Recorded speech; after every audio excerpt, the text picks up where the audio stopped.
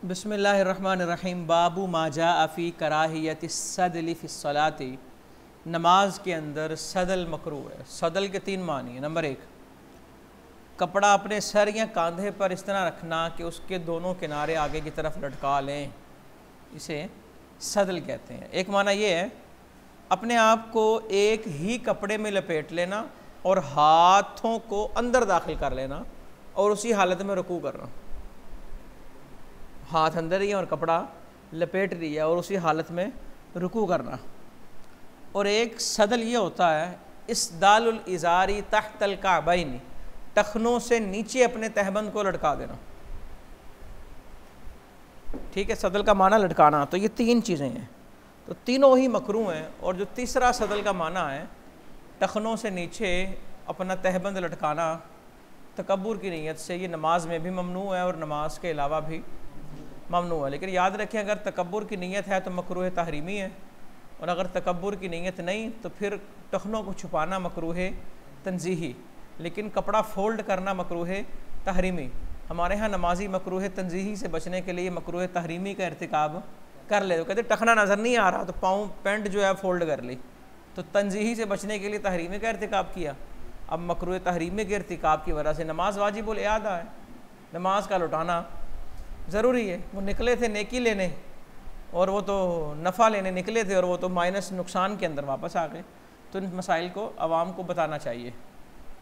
और उन्हें बताएं कि टखने नंगे रखने का हुक्म सिर्फ नमाज के साथ ख़ास नहीं है। तो ये सदल के तीन मानी हैं और तीनों सूरतें जो हैं ये मकरूह हैं। इमाम तिरमिज़ी अपनी सनद के साथ बयान करते कि हज़रत अबू हुरैरा रज़ी अल्लाह तआला अन्हु कहते हैं कि नबी पाक सल्लल्लाहु अलैहि वसल्लम ने नहा अनिस सदल फ़िस्सलाती, नमाज में सदल से मना किया।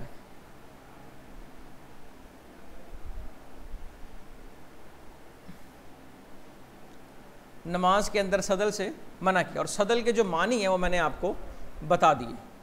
वास्कट के हवाले से लोग मसला पूछते हैं, वास्कट जैकेट हमने पहनी है तो क्या इसके बटन करें या बटन बंद करें या ना करें। तो अगर वास्कट पहनी है तो फिर बटन बंद करना ज़रूरी, ये सदल में नहीं आता। ये कंधों के ऊपर से नहीं लटकाया हमने, ये कंधों के। पुरानी किताबों में ना शायद किसी बुज़ुर्ग ने ये जुज़ी लिखी होगी कि अगर वास्कट या जैकेट पहनी है तो उसकी ज़िप या बटन बंद नहीं करेंगे तो मकरूह है। ये उस दौर की बात है जब वास्कट के नीचे या जैकेट के नीचे कमीज़ नहीं होती थी, या हालात तंग हैं जिसकी वजह से नीचे उन्होंने कुछ नहीं पहना। आला हज़रत रहमतुल्लाहि तआला अलैह का गालिबन फतवा है कि जब नीचे कुछ पहना हुआ है, कोई कमीज़ या कुछ भी है, तो फिर ऊपर जो चीज़ पहनी है अब उसके बटन बंद करना, वास्कट की बात हो रही है। अब एक आदमी कमीज़ पहने और उसके बटन खोल दे तो मकरूह है, क्योंकि माशरे के अंदर ये रवाज नहीं है। एक तहजीब याफ्ता कौम का बदमाश तो करते हैं इस तरह, कमीज़ पहन के बटन खोलते हैं, बंद नहीं करते। लेकिन मुहज़्ज़ब कौम का ये रिवाज नहीं है कि वो कमीज़ पहने और उसके बटन जो है खोल के रखें। हाँ, अगर कभी कोई ऐसा रिवाज बने वो एक अलग बात है।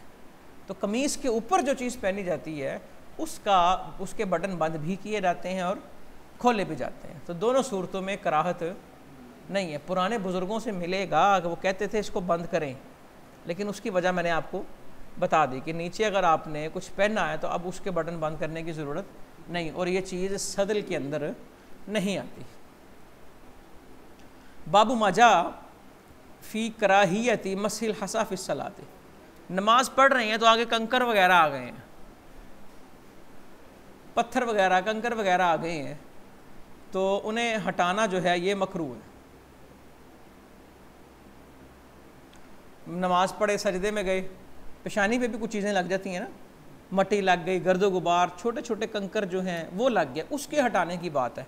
लेकिन अगर कोई तकलीफ़ दे चीज़ लग गई है, बड़ा पत्थर लग गया, आप सजदा करेंगे तो वो तो अंदर चुभेगा, फिर उसको हटा देना चाहिए। लेकिन इस नज़रिए से माथा झाड़ना कि मेरा माथा गंदा हो गया तो ये बात ममनू है, ये बात मकरूह है। इमाम तिरमिज़ी अपनी सनद से बयान करते कि हज़रत सैयदना अबू ज़र ग़िफ़ारी रज़ी अल्लाह तआला अन्हु से मरवी कि नबी पाक सल्लल्लाहु अलैहि वसल्लम ने फरमाया, जब तुम में से कोई नमाज के लिए खड़ा हो तो वो कंकर वगैरह जो हैं वो उससे ना हटाए। फ़इन्न रहमता तुवाजिहु, वो ये ना समझे चेहरे पे मट्टी लगी है, वो समझे चेहरे पे उसकी रहमत आई हुई है। तो इसे वो ना हटाए। और देखिए ना नीचे इसी रवायत में आ गया, इन कुंता ला बुद्धा फाइलन फमर्रतन वाहिदा, कि अगर ऐसा करना ज़रूरी है, अगर हटाना ज़रूरी है तो फिर फमर्रतन वाहिदा, एक अटेम्प्ट होनी चाहिए, सिर्फ एक ही बारी में हटा दें उसे, ऐसे ऐसे बार बार ना करते रहे, यानी कि कम से कम अमल किया जाएगा। देखें अगली रिवायत भी उसी तरह आ गई। हज़रत मुआकिब कहते हैं मैंने हुजूर सल्लल्लाहु अलैहि वसल्लम से पूछा कि नमाज के अंदर ये जो कंकर वगैरह आ जाते हैं, मट्टी लग जाती है, तो आपने फरमाया अगर इनको हटाना ज़रूरी है फमर्रतन वाहिदा, तो कितनी मरतबा? एक दफ़ा, यानी कि एक ही बारी में इसको आप हटा दें। बाबु माजा फ़ी कराहियत नफ़ख़ि फ़ी सलात, नमाज के अंदर फूंक मारना ममनू है।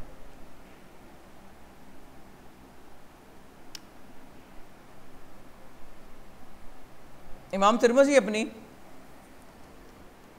सनद से बयान करते हैं कि उम्मे सलमा रज़ी अल्लाह तआला अन्हा ने फरमाया कि नबी पाक सल्लल्लाहु अलैहि वसल्लम ने हमारे ग़ुलाम को देखा, उसका नाम अफला था, अफला उसे कहा जाता है, कि उसने जब सजदा किया तो फूंक मारी, सजदे की जगह पे फूंक मारी ताकि मट्टी जो है वो उड़ जाए और फिर मैं वहाँ सजदा करूँ। तो आपने फरमाया या अफलाह तर्रिब वजह का, अपने चेहरे को गुबार आलूद होने दो, अपने चेहरे को गुबार आलूद होने दो। लेकिन बात फिर वही है, अगर कोई ऐसी चीज़ है जो मुज़िर है उसे हटा लेने में हर्ज नहीं, और अगर पता है यहाँ वो चीज़ है तो फिर नमाज से पहले उस जगह की सफाई, यानी कि इसका मतलब ये नहीं है कि आदमी बाकायदा अहतमाम करके मट्टी में जाके नमाज पढ़े और मट्टी पर सजदा करे, इसका मतलब ये नहीं है। उसको जाके देख के मामलात करे, लेकिन वो होता है ना कारपेट पे, चटाई पे मट्टी गुबार वगैरह होती है, अगर दौरान नमाज लग जाए तो इसे रहमत कहा गया और तर्रिब वजह का के अल्फाज है।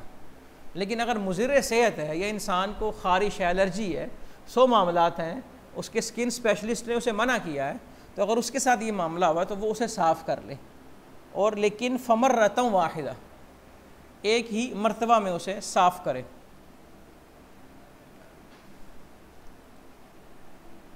और ये साथ इमाम तिरमिज़ी ने इस बात की भी वजाहत की, इन नफ़ख़ा लम यक्ता सलात, नमाज नहीं टूटेगी उसकी, ये सिर्फ मकरू है। अगली रिवायत भी इसी तरह, लेकिन ग़ुलाम का नाम रबा लिखा हुआ। बाबू माजा फ़ी नही अनिल इख्तिसार फ़ी सलात, नमाज के अंदर इख्तिसार ममनू है। कोख पे हाथ रखना, यूं करना, यूं खड़े नहीं हो रहते, ये साइड पे हाथ रख के जो खड़े होते हैं, यूं नमाज के अंदर, इसे कहते हैं इख्तिसार, ये नमाज में ममनू है। हज़रत अबू हुरैरा रज़ी अल्लाह तआला अन्हु कहते हैं नबी पाक सल्लल्लाहु अलैहि वसल्लम ने मना फरमाया कि आदमी नमाज पढ़े दर आ हाले के मुख्तसिरन, उसने अपनी कोख पे हाथ रखा हो, इस हाल में यूं खड़े होकर नमाज पढ़ना मकरू है, ममनू है।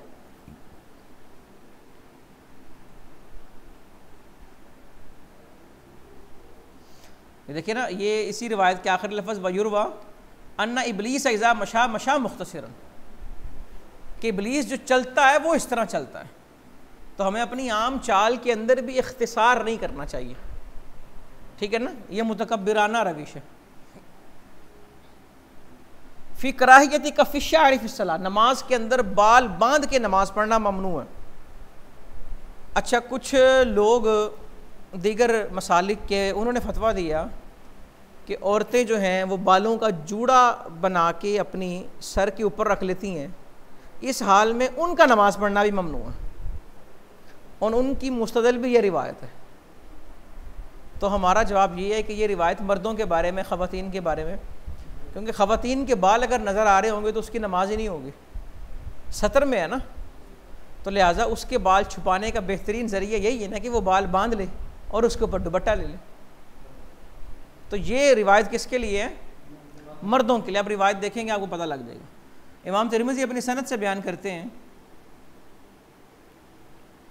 कि हज़रत अबू राफ़े मर्रा बिल हसन इब्न अली व हुवा युसल्ली, हज़रत सैयदना हसन बिन अली रज़ी अल्लाह तआला अन्हुमा के पास से गुज़रे और हज़रत हसन नमाज़ पढ़ रहे थे। वक़द आक़ा था दफ़िरतहु फ़ी क़फ़ाहु फ़हल्लहा, और उन्होंने अपने बाल बांध के अपनी गुद्दी के ऊपर रखे हुए थे, तो हज़रत अबू राफ़े ने फ़हल्लहा उसे खोल दिया। तो हज़रत हसन ने उनकी तरफ देखा मुग़दबन, मोहब्बत फरमाते हुए देखा, तो कहा अक़बिल अला सलातिका, कहा अपनी नमाज की तरफ तवज्जो रखें, मुझ पर गुस्सा ना करें, क्योंकि मैंने हुज़ूर सल्लल्लाहु अलैहि वसल्लम को ये फरमाते हुए सुना है कि ये शैतान का है, ये शैतान का हिस्सा है, ये शैतान का हिस्सा है। या शैतान ऐसा करता है कि वो अपने बाल बांध के कहाँ रख लेता है, जूड़ा बना के गुद्दी के ऊपर रख लेता है। और बाज़ रिवायतों में मिलता है कि ऐसा करने वाले पे हुज़ूर सल्लल्लाहु अलैहि वसल्लम ने लानत फरमाई है। लेकिन वो लोग इस रिवायत को मर्द और औरत दोनों के लिए लेते हैं, जबकि ये रिवायत सिर्फ़ और सिर्फ किसके बारे में है, मर्दों के बारे में। ठीक है ना। तो हमारा मौक़िफ़ यही है कि अगर ख़तून जूड़ा बांधती है बालों का और वो सर के ऊपर या गुद्दी के ऊपर रखती है, तो फिर उसे नमाज़ पढ़ती है लपेट के, तो उसकी नमाज़ हो जाएगी और किसी किस्म की मुआनत नहीं, बल्कि उसके लिए ये अमल बेहतर है। और मर्दों का ऐसा करना, और साथ इसमें सिखों की मुशाबत भी है ना। देखो ना, सिख तो आए अब आए हैं ना, कुछ चंद साल हुए, और हुजूर सल्लल्लाहु अलैहि वसल्लम ने उस वक़्त फरमाया कि ये शैतान का है। ये किसका है? शैतान का हिस्सा, शैतान ऐसा करता है। बाबू माजा फिर तखश्शुअ फिस सलाती, नमाज के अंदर खुशू व खुजू का बयान। सीधी सी बात है, खुशू व खुजू अगर नहीं है फ़वैलुल लिल मुसल्लीन है, और अगर खुशू व खुजू है अल्लज़ीना हुम फ़ी सलातिहिम खाशिऊन। और इससे पहले क्या, क़द अफ़लहल मुमिनून। खुशू व खुजू है, अज़ान के अंदर ऐलान किया जाता है हय्या अलल फ़लाह, कामयाबी की तरफ आओ। तो जो खुशू व खुजू के साथ आया तो वो कामयाब हुआ, और जो खुशू व खुजू के बग़ैर आया तो वो खाइब रहा, खासिर रहा, नाकाम रहा। इमाम तिरमिज़ी अपनी सनद से बयान करते हैं कि हज़रत फ़ज़ल बिन अब्बास कहते हैं, नबी पाक सल्लल्लाहु अलैहि वसल्लम ने फरमाया, अस्सलातु मसना मसना, नमाज दो दो रखते करके है, और हर दो रकतों में तशहुद है, और खुशू व खुजू है, तदर्रो कहते हैं आजजी, और तमस्कुन कहते हैं ठहर ठहर के अदा करना।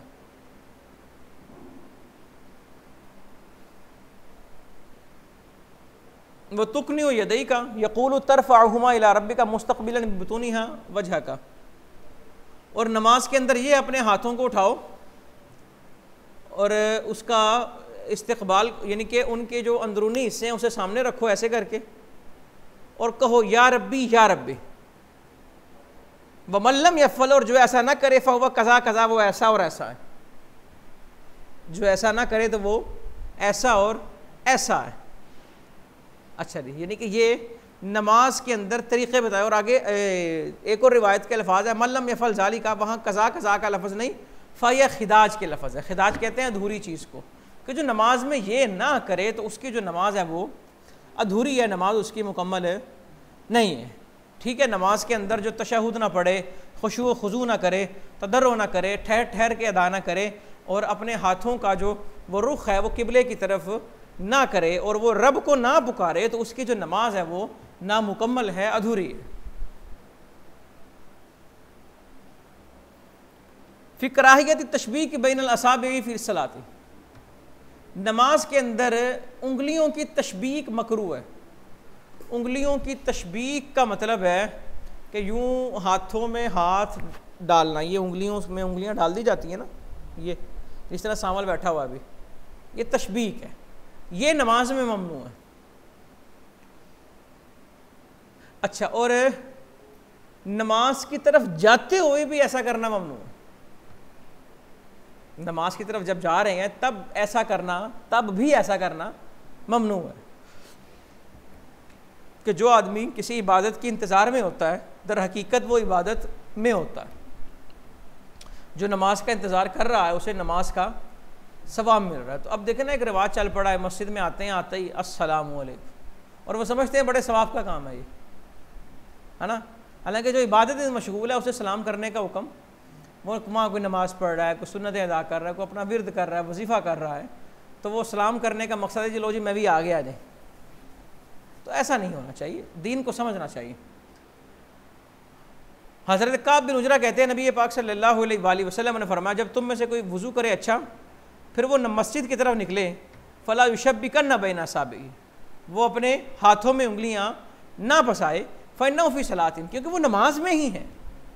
तो कह रहा नमाज शुरू नहीं की तो ममनू है, तो नमाज में ऐसा करना तो बदरजाए औला ममनू है। लंबा क़याम करना नमाज में, नफल नमाज के अंदर जितना मर्जी लंबा क़याम करें ये बेहतर है। यानी कि यहाँ इख्तिलाफ है, तूले क़याम अफजल है या कसरत रुकू व सुजूद अफजल है। लंबा क़याम अफजल है या कसरत रुकू व सुजूद अफजल है। कुछ लोग कहते हैं तूले क़याम अफजल है, लंबा क़याम अफजल है। बाज़ कहते हैं कसरत रुकू व सुजूद अफजल है। इमाम अहमद बिन हम्बल ने फरमाया चूँकि तूले क़याम के बारे हदीस है और कसरत रुकू व सुजूद के बारे में भी हदीस है, तो लिहाजा इमाम अहमद बिन हम्बल रहमतुल्लाह ताला अलैह ने कोई फतवा नहीं दिया कि इनमें से अफजल क्या, बस यही कहा कि उसके बारे में भी रिवायत है और उसके बारे में भी कहा, दोनों ही अफजल हैं। इमाम इसहाक़ कहते हैं दिन के वक़्त नमाज पढ़ें तो कसरत रुकू व सुजूद अफजल है, और अगर रात को नमाज पढ़ें फिर तूले क़याम अफजल है। और अगर इंसान ने रात का कुछ हिस्सा नमाज के लिए मुख्तस कर रखा है तो फिर नमाज में कसरत रुकू व सुजूद अफजल है, फिर नमाज में कसरत रुकू व सुजूद अफजल है। वैसे रात को तूले क़याम अफजल है, लेकिन अगर रात का एक हिस्सा हमने मुख्तस कर रखा है नमाज के लिए तो फिर अफजल क्या है, कसरत है। असल बात यह है कि अगर खुशू व खुजू से एक सजदा ही कर लिया जाए तो वो अफजल होता है, एक लम्हे का क़याम कर लिया जाए तो वो अफजल होता है। अगर खुशू व खुजू नहीं है तो फिर सारी रात का क़याम भी अफजल नहीं है, सारी रात का क़याम भी अफजल। देखा यह जाएगा किस नीयत से किया जा रहा है और किस इरादे से किया जाता है। अल्लाह रब्बुल इज़्ज़त दिल की तरफ देखता है, सूरतों की तरफ नहीं देखता। देखिए ना, हुजूर सल्लल्लाहु अलैहि वसल्लम से पूछा गया ये सलाती अफजल, तब ने फरमाया तूल कुनूत, जिसका क़याम लंबा हो। कुनूत क़याम को कहते हैं। कसरत रुकू सुजूद,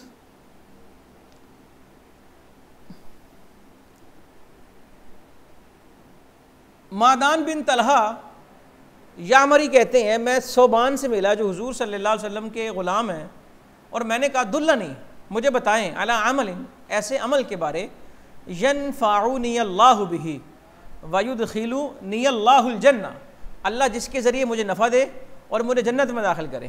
कहते फ़सकत अन्नी मलियन, वो कुछ देर ठहरे, सुम्मा इल्तफ़त इलैया, फिर मेरी तरफ मुतवज्जे हुए और कहा अलैका बिस्सुजूद, सजदे को लाजिम पकड़ो। कुरान ने भी कहा ना वस्जुद वक़्तरिब, सजदा करें और रब का क़ुर्ब हासिल होगा। और याद रखें आयत सजदा जब भी पढ़ी जाए तो सजदा लाजिम है। अभी सजदा आयत सजदा मैंने पढ़ी और आपने सुनी है, तो इसकी वजह से दोनों पे सजदा। हाँ, अब इस रिकॉर्डिंग को जो सुनेगा उस पर नहीं हुक्म यही लगेगा, रिकॉर्डिंग सुनने से सजदा साहब नहीं होगा, लाइव जिसने सुना है उस पर सजदा साहब वाजिब है। अलैका बिस्सुजूद फ़इन्नी समिअतु रसूलल्लाह सल्लल्लाहु अलैहि वसल्लम यक़ूल मा मिन अब्दिन यस्जुदु लिल्लाहि सजदा इल्ला रफ़अहुल्लाहु बिहा दरजा व हत्ता अन्हु बिहा खतिया। एक दर्जा बुलंद होता है और एक गुनाह मिटता है। और दर्जा पता कितना होता है, ज़मीन और आसमान की जितनी मुसाफत है इतना एक दर्जा है, इतना एक दर्जा, एक स्टेप जो है उसका वो बुलंद हो जाता है।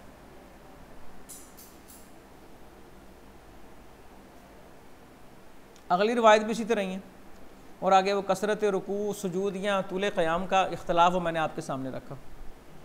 फ़ी क़त्लिल अस्वदैनि फ़ी सलाती, नमाज के अंदर दो कालों को मार दिया जाए। नंबर एक अल हय्या, नंबर दो वल अक़रब। हुज़ूर सल्लल्लाहु अलैहि वसल्लम ने हुक्म दिया कि दो कालों को नमाज में मार दिया जाए, एक सांप है और दूसरा बिच्छू है। चूँकि ये स्याह रंग के होते हैं इसलिए इनको अस्वदैन कहा है। नमाज के अंदर ही इन्हें मार दिया जाए, चूँकि ये मुज़र्रे सेहत है और इंसान को नुकसान पहुँचा सकते हैं और बसा औक़ात इंसान की जान भी ले सकते हैं, इसलिए इनको नमाज में ही मारने का हुक्म है। फ़ी सजदत सजदाता सहवी क़ब्ल सलाम, सजदा सहव सलाम से पहले, और अगला रिवायत सजदा सहव सलाम के बाद।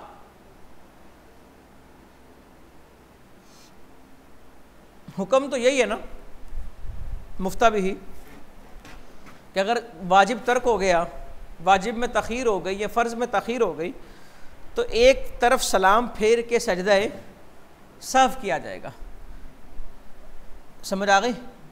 और अगर दोनों तरफ सलाम फेर दिया और आदमी भूल गया था, दोनों तरफ सलाम फेरने के बाद दोनों तरफ सलाम फेर दिया, सजदा सहव करना भूल गया, फ़ौरन याद आया, तो वो फ़ौरन तकबीर कह के सजदे में जाएगा और तशहुद पढ़ के फिर सलाम फेर देगा। ठीक है, हमें कुछ रिवायतें मिलेंगी, यानी कि हम कहते हैं कि सलाम फेरने के बाद तब तक उसे सजदा सहव करने का वक़्त है मालम यतकल्लम, जब तक वो कलाम ना करे। हमें कुछ रिवायतें मिलेंगी जिसमें आया कि कलाम के बाद भी सजदा सहव किया आपने। साहबा ने पूछा क्या नमाज बड़ी हो गई है या निस्यान लाहिक हुआ? आपने फरमाया सच कहा इन्होंने, और सजदा सहव कर दिया। तो यहाँ से साबित हो रहा है कि कलाम के बाद भी सजदा सहव किया जा सकता है। तो हम उसका जवाब ये देते हैं, ये रिवायत उस दौर की है जब नमाज के अंदर कलाम ममनू नहीं था। जिस तरह हमने पहले भी पढ़ा, नमाज के अंदर इशारे किए जा रहे थे, इशारे से सलाम का जवाब दिया जा रहा था। तो ये उस दौर का वाक़या है जब नमाज में कलाम ममनू हो गया, फिर उसके बाद ऐसा वक़ू हुआ नहीं हुआ। मसला समझ आ गया? देखें जी, नबी पाक सल्लल्लाहु अलैहि वसल्लम ने ज़ोहर की नमाज़ पढ़ाई, वाले जुलूसन, और आप पर जुलूस था। क्या मतलब वाले जुलूसन? आपका कादा उला रह गया, कादा उला। और याद रखें, एक रिवायत हमें मिलती है, हुजूर सल्लल्लाहु अलैहि वसल्लम ने फरमाया मैं भूलता नहीं हूँ, वलाकिन उनस्सा, लेकिन भुला दिया जाता हूँ। हुजूर सल्लल्लाहु अलैहि वसल्लम का जो निस्यान है ये उम्मत के लिए रहमत है। अगर निस्यान ना होता तो सजदा सहव के अहकाम कहाँ से आते? और आप चूँकि उसवे हसना है और आपकी ज़ात पाक का इंतखाब किया है लोगों की रहनुमाई के लिए, तो कतन ये ना कहें आप भूल गए, निस्यान लाहिक हुआ, या कहें रह गया सजदा, तो हुजूर सल्लल्लाहु या कादा रह गया, क्योंकि आपने खुद फरमाया मैं भूलता नहीं हूँ लेकिन भुला दिया जाता हूँ। फलम्मा तम्मा सलाता हूँ साजदा सजदतैन, जब आपने नमाज मुकम्मल की तो आपने 2 सजदे किए और हर सजदे में तकबीर कही बैठे सलाम से पहले। वसाजदा हुमन नासु माहू, और लोगों ने भी आपके साथ सजदा किया। मकान मानसिया मिनल जुलूसी, उसी जगह पर बैठे बैठे। इससे साबित हो रहा है कि सजदा सहव के लिए सलाम फेरना ज़रूरी नहीं। तो या तो ये हदीस पहले की है, या फिर इसका माना ये है कि 2 तरफ सलाम फेरने से पहले। समझ आ गई?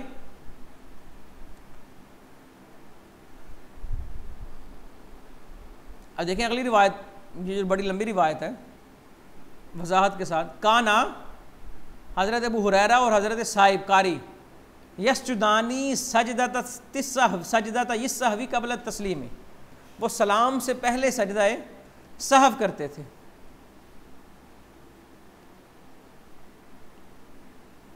और ये देखिए बड़ा प्यारा एक मौक़िफ़ है इसी रिवायत के हिस्से में। वकाला बादहुम इज़ा कानत ज़ियादतन फ़ी सलाती, नमाज में अगर इजाफ़ा हो जाए तो सलाम के बाद सजदा सहव है, और नमाज में अगर कोई कमी हो जाए तो सलाम से पहले सजदा सहव है।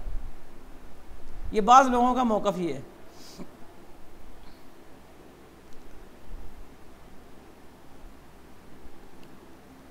अगली रिवायत देखिए, सलाम और कलाम के बाद सजदा सहव।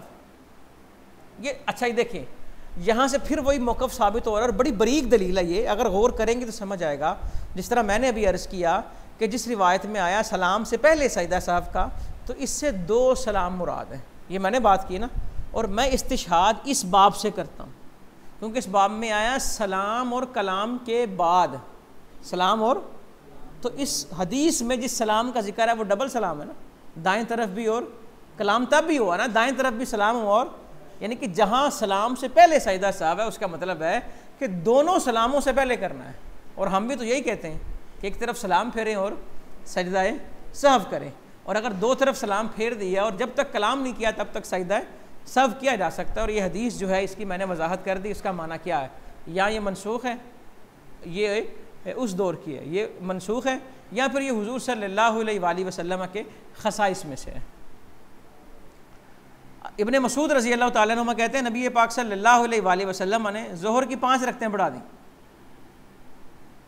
कितनी रही? पूछा गया क्या नमाज में इजाफा हुआ या आप अम नसीता या निस्यान लाहिक हुआ? फसाजदा सजदतैन बाद मा सल्लमा, तो सलाम के बाद आपने 2 सजदे कर ली। अच्छा अब यहाँ पे ये है 4 रखती नमाज है और 5 रखतें पढ़ा दी हैं, क्या हुक्म है जी?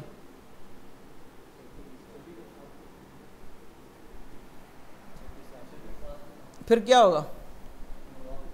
6 नफल हो जाएंगे, सजदा साहब करेंगे। लेकिन अगर 4 रखतें पढ़ी हैं और दूसरा कादा कर लिया है, फिर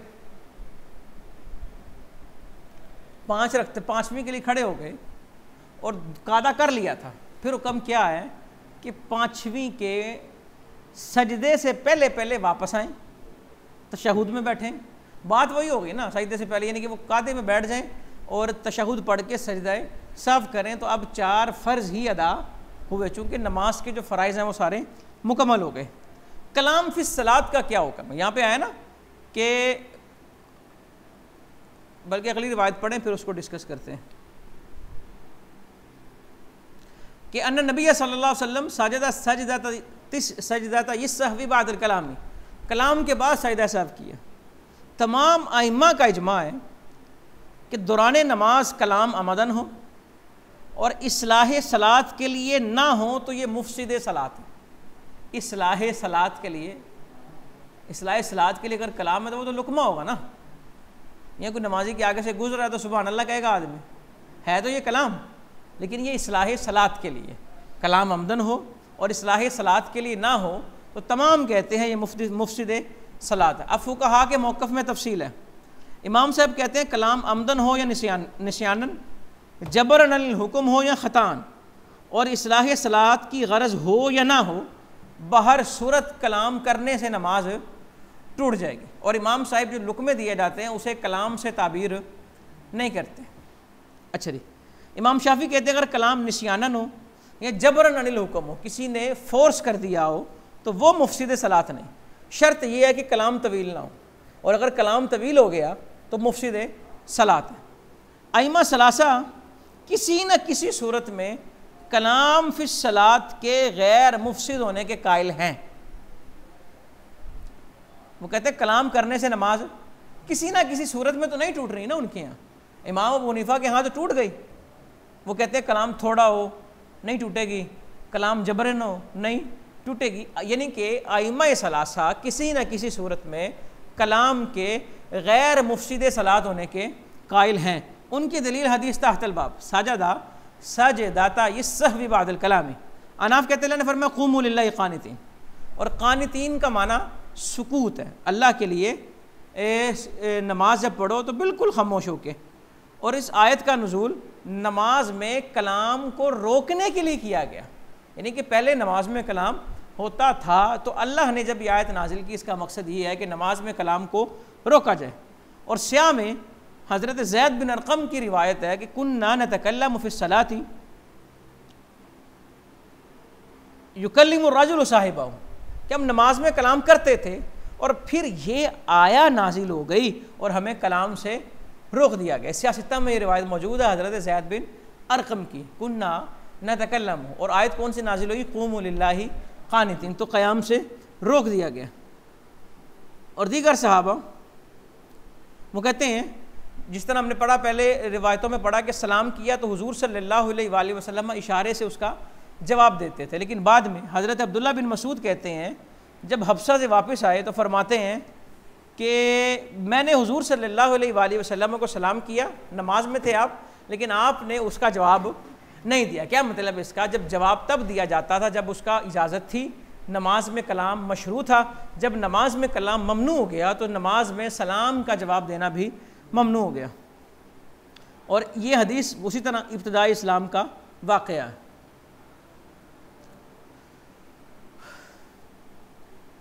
अगली रिवायत देखें, वही कि हुजूर सल्लल्लाहु अलैहि वसल्लम ने 2 सजदे किए, कब?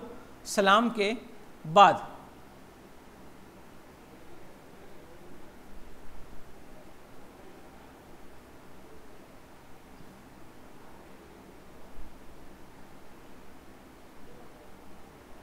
अब इसके अंदर वो मौक़िफ़ आ गया जो मैंने पहले आपके सामने रखा कि इमाम शाफ़ी, इमाम अहमद और इमाम इसहाक़ कहते हैं अगर चौथी में जलसा नहीं भी किया तब भी उसकी नमाज जायज़ है, फसलातुहु जायज़।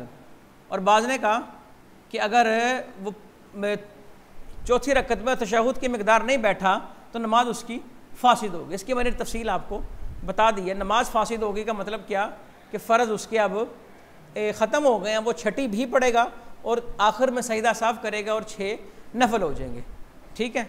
और साथ अगर उसको याद आ जाएगा तो वो वापस आएगा और तशहुद बैठ के क्या करेगा, वो सजदा साफ़ करेगा, चूँकि क़ादा अखीरा फ़र्ज़ है और फ़र्ज़ में तख़ीर की सूरत में सजदा सहव होता है। सजदा सहव में तशहुद पढ़ना, नबी पाक सल्लल्लाहु अलैहि वसल्लम ने नमाज़ पढ़ाई सहाबा को, निस्यान लाहिक हुआ, 2 सजदे किए, फिर सुम्मा तशहदा सुम्मा सल्लम, फिर तशहुद पढ़ी और फिर सलाम फेरा। आदमी को शक हो जाए ज़्यादती या नुकसान में, नमाज पढ़ रहा है, तादाद रकात में शक हो गया, मैंने ये रकत पढ़ी है यहाँ तो शक इजाफे की सूरत में होगा, यहाँ कमी की सूरत में होगा। मुख्तलिफ रिवायात हैं इस बारे में, लेकिन अहनाफ ने तमाम रिवायात को मद्देनज़र रखते हुए तफसीलात बयान की हैं। आइमा सलासा कहते हैं शक की सूरत में मुसल्ली बिना अलल अक़ल करेगा और फिर सजदा सहव भी अदा करेगा। बिना अलल अक़ल, कम पे अमल करेगा। आदमी को शक हुआ 2 पढ़ी हैं या 3 पढ़ी हैं, तो वो 2 पर अमल, 2 वो समझे उसने 2 पढ़ी, उसको शक हुआ 3 पढ़ी हैं या 4 पढ़ी हैं, तो वो किस पे अमल करेगा, 3 पे, और आखिर में क्या करेगा, सजदा सहव। ये आइमा सलासा कहते हैं। इमाम साहब कहते हैं जिस शख्स को शक हुआ, क्या उसे ये पहली मरतबा हुआ है या होता रहता है शक, अगर तो पहली मरतबा शक हुआ है तो फिर नमाज ही दोबारा पढ़ेगा, फिर इआदा वाजिब है। और अगर शक होता रहता है तो अब तहरी करेगा। अगर फिर गुमाने गालिब पे अमल करेगा कि अगर गुमाने गालिब कह रहा है कि मैंने 3 पढ़ी हैं तो 3 ही है, और अगर गुमान गालिब उसका नहीं हो रहा तो फिर बिना अलल अकल करेगा और आखिर में सजदा सहव करेगा। और बिना अलल अकल की सूरत में वाजिब है कि हर उस रकत में कादा करे जिसके बारे ये गुमान हो कि जिसके बारे आखिरी रकत होने का इम्कान हो, हर उस रकत में क्या करेगा, वो कादा करेगा, ताकि कादा अखीरा जो फ़र्ज़ है उसका फ़र्ज़ साकित नहीं, उसका फ़र्ज़ फोत ना हो जाए, फ़र्ज़ उसका फोत ना हो जाए। मिसाल के तौर पे उसने कहा पता नहीं 3 है या 4 पढ़ी और तहरी करके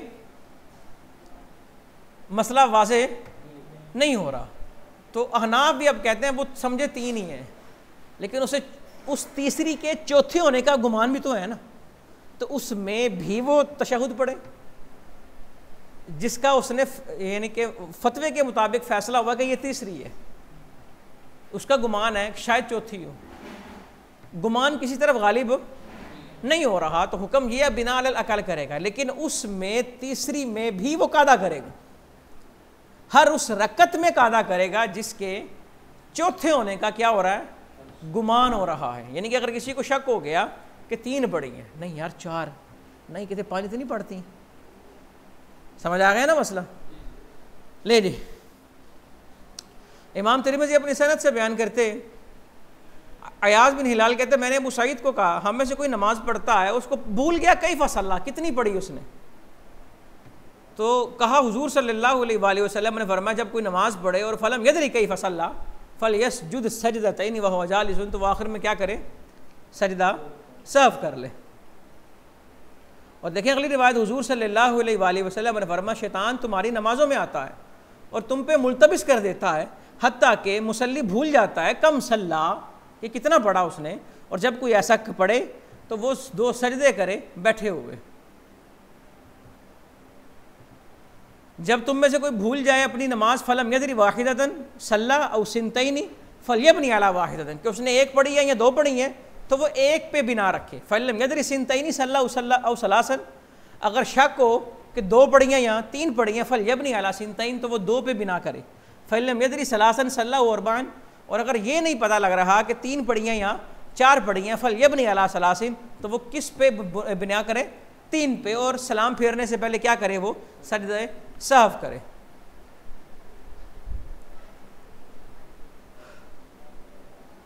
जोहर और असर की 2 रकतों पे सलाम फेर दिया जी, 2 रकतों पे सलाम फेर दिया, 4 पढ़नी थी, कितनी पढ़ दी, 2। हज़रत अबू हुरैरा कहते हैं हुजूर सल्लल्लाहु अलैहि वसल्लम इन सरफ़ मिन स्नतैनी, तो जुल्यदैन ने कहा क्या नमाज कम हो गई है या निस्यान लाहिक हुआ? तो आपने फरमाया असदा का जुल्यदैन जो कह रहा है क्या ये सच है? लोगों ने कहा हाँ। तो आपने 2 रकतें फिर पढ़ाई, सलाम फेरा, तकबीर कही और आखिर में सजदे उसी तरह सजदे किए या 2 लंबे सजदे किए, फिर तकबीर कही, सर उठाया, फिर सजदा किया उसी तरह, और ठीक है, यानी कि फिर सजदा सर्व किया। अगर कोई 2 रकते पढ़ाए, सलाम फेर दे, बात वही है, जब तक कलाम नहीं किया तब तक वो वहीं से खड़ा हो और तकबीर कह के अपनी नमाज जो है वो मुकम्मल करे और आखिर में सजदा सर्व करेगा तो नमाज उसकी मुकम्मल हो जाएगी। तो जिन रिवायतों से साबित है कि कलाम के बाद भी ऐसा हुआ, तो ये रिवायतें इब्तिदाई इस्लाम पे महमूल हैं। जूता पहन के नमाज पढ़ना,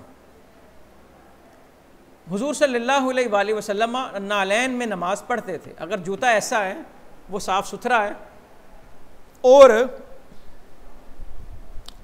सजदे के वक़्त सजदे की अदायगी में दिक्कत का सामना नहीं है, सॉफ्टी चप्पल होती है या कोई ऐसी बारीक पतला जूता है कि जब आप सजदे में जाएंगे तो पाँव बिल्कुल सही तरह ज़मीन पर रख सकते हैं और सजदा मुकम्मल उस पर अदा होता है, तो वो पहन के नमाज पढ़ी जा सकती है। लेकिन जूता अगर हार्ड है तो जिसको पहन के आपके सजदे में पाँव मुड़ेंगे नहीं, तो उस जूते के साथ नमाज, और नमाज ना होने की वजह जूता नहीं, सजदे का मुकम्मल ना होना है, ठीक है ना।